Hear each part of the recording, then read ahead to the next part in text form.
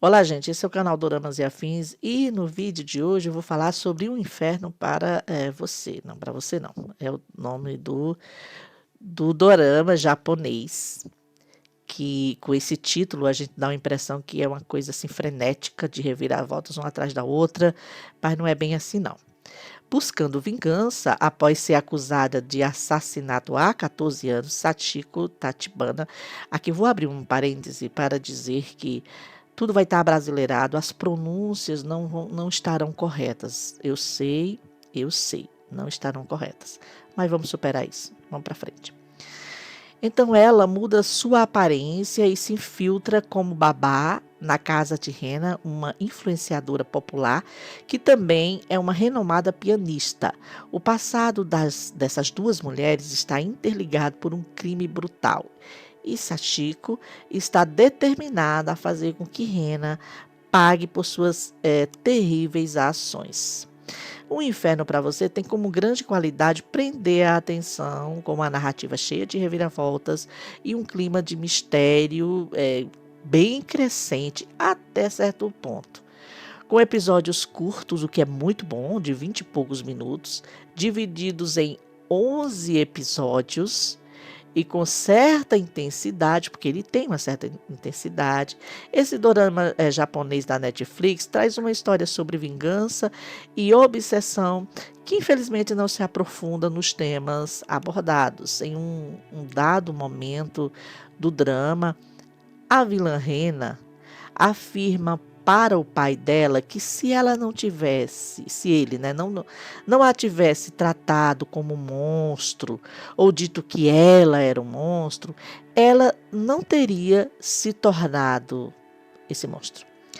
Então, essa é uma questão abordada aqui que nunca foi explorada pelo roteiro. Pode um psicopata sentir amor? O mesmo pai aqui comenta sobre essa improbabilidade com o Makoto, que é para ele, para o pai, né, o amor da vida de Rena. Ele diz assim, quase nas minhas palavras, né, que esse fato lhe traz, o fato da Rena sentir amor por ele, lhe traz muita admiração e pena. O primeiro é que ele não sabe como isso pode acontecer. E a questão da pena é porque ele não gostaria de saber. Ele não gostaria de ser esse objeto de amor. Então ele não queria estar no lugar dele. Esse roteiro não decide sobre a psique da Rena.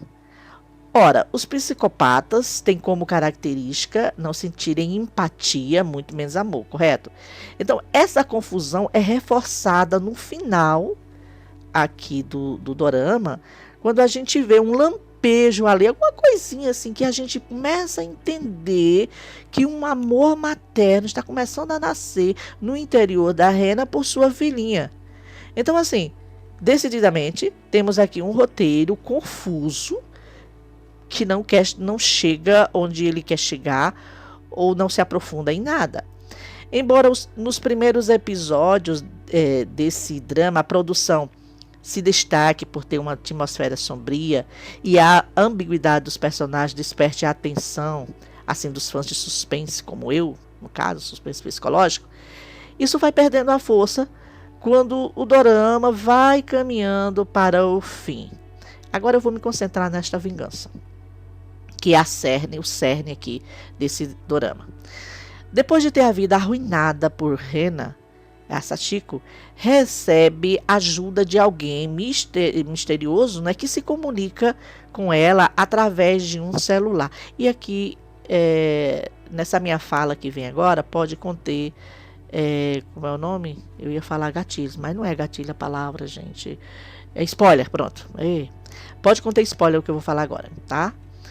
Então, esse alguém em que ela se comunica por telefone e que tem a ajuda dessa pessoa que aparentemente sabe tudo sobre a Rena, isso é até uma surpresa, né?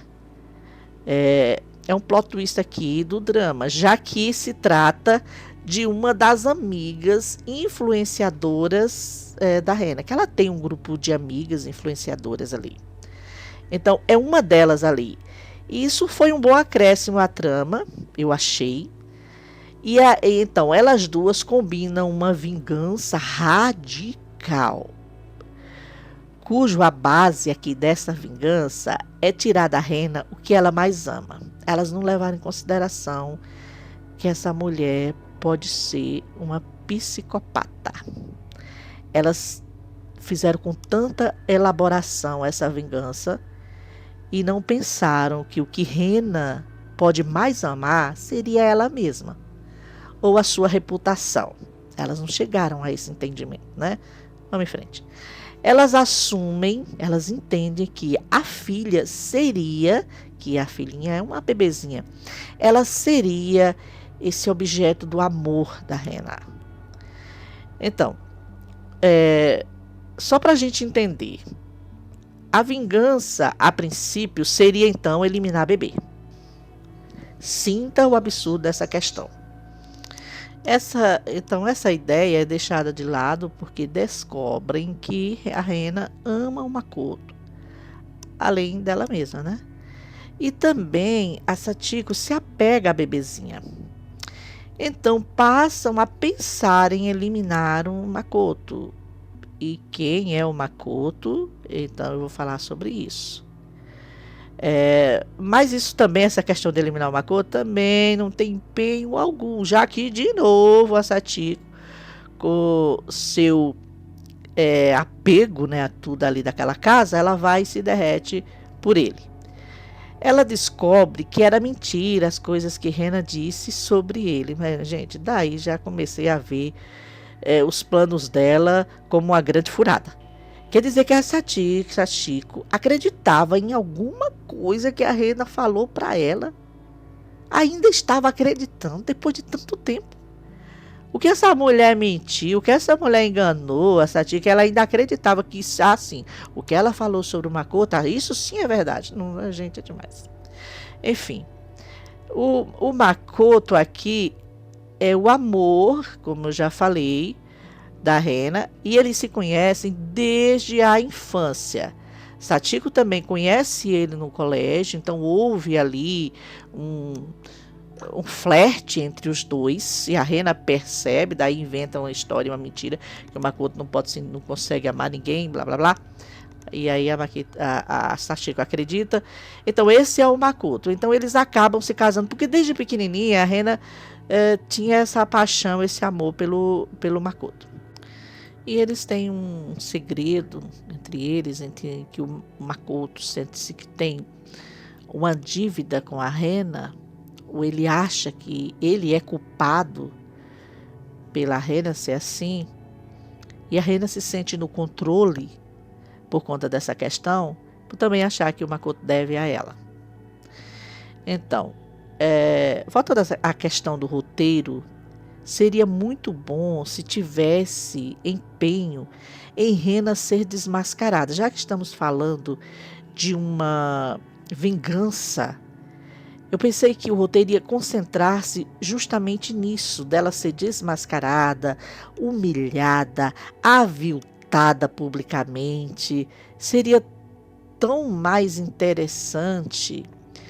E pelo que se vai percebendo, a vingança só envolvia a eliminação daquilo que a Rena amava, deixando assim essa criatura torpe viver sua vida com o que elas achavam que seria a sua dor. Esse era o plano de vingança delas. Tirar o que a Rena amava e vamos deixar ela vivendo aí, sofrendo o tempo todo. Gente, meu Deus. Então a Rena acaba descobrindo tudo e entra em cena a tesoura dela. Ela tenta extinguir a bebê. Olha o nível da vilania dela. Depois de levá-la, ela sequestra a criança, né? E já no fim, como eu citei aquele momento em que ela olha, a gente sente que pode existir alguma coisa, um afetozinho ali pela criança, que parece-nos que nasceu um sentimento, o que deixa tudo confuso. De novo eu falo, com esse roteiro que se perde suas motivações o tempo todo, porque essa questão da bebê pareceu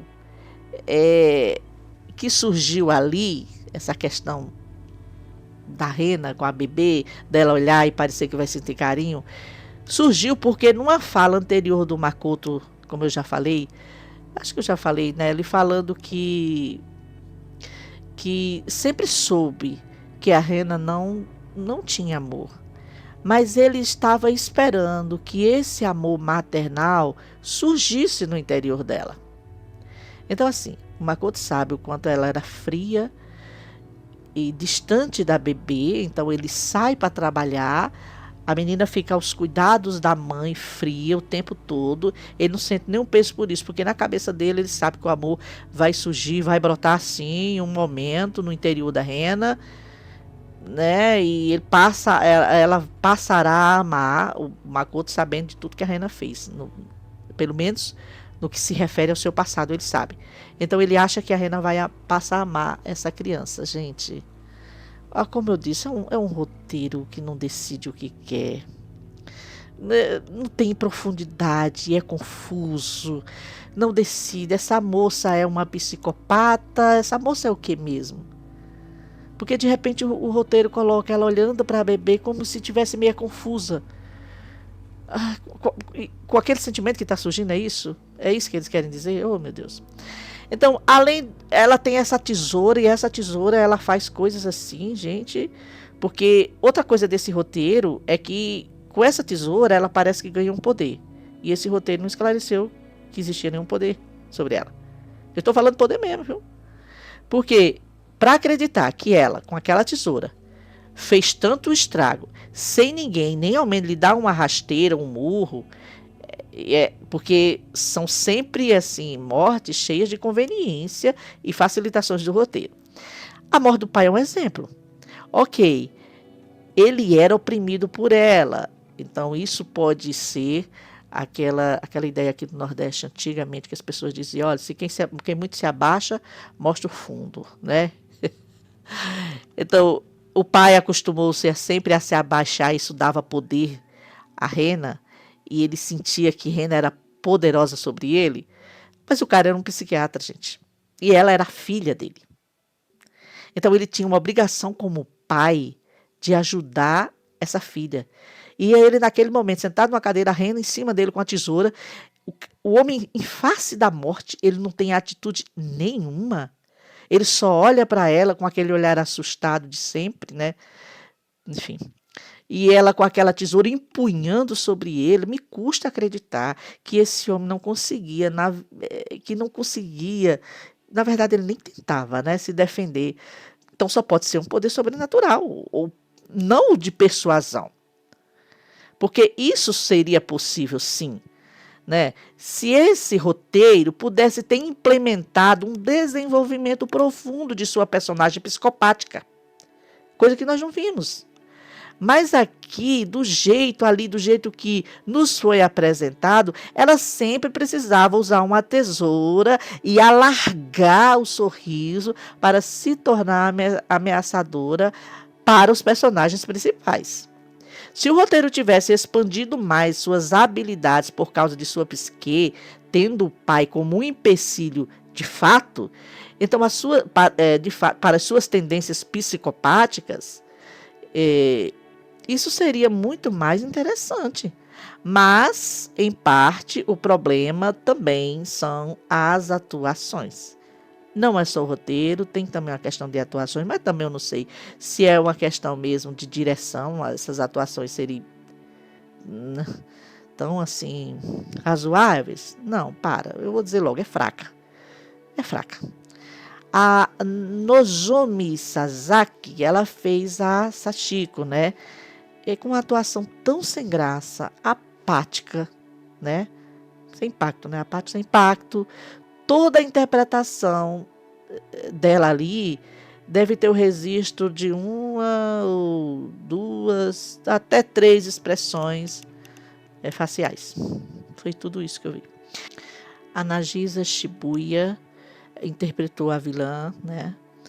E a sua atuação, na maior parte, foi um pouco, assim, na minha opinião, um pouquinho constrangedora. Embora tenha umas poucas cenas boas dela, em que ela realmente parecia ficar assim, assustadora. Assim, bem no início, ali, quando ela tem a primeira morte do professor, eu achei aquela cena ali uma cena boa.